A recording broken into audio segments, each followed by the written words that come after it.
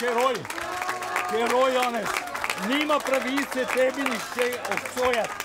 Obsodili so mene, ki so tebi obsodili.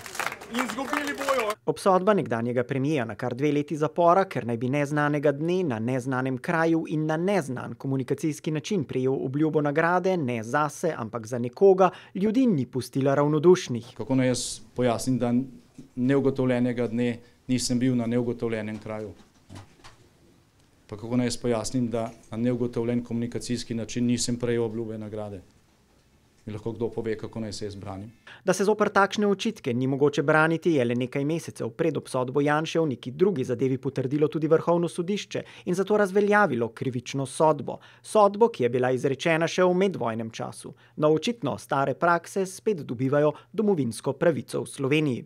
Hočeš, nočeš, smo morali predlagati tako kazen, čeprav pravzaprav z nekim, bi rešili, da se vse to ne bi zgodilo. Hočeš, nočeš, moreš, si je očitno mislila tudi sodnica in v celoti sledila zahtevam tožilca, pa čeprav v sodni dvorani ni ravno blestel z argumenti.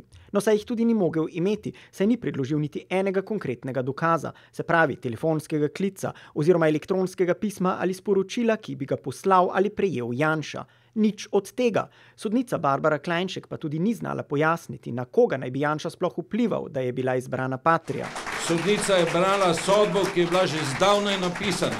Napisana preden se je obravnava sploh začela. Sodba, katero tudi v Evropski ljudski stranki vidijo kot politično farso in zato iz Bruslja pozivajo slovensko vrhovno sodišče naj v razumnem roku zadevo reši. Don't use the judiciary system as a tool, a political tool.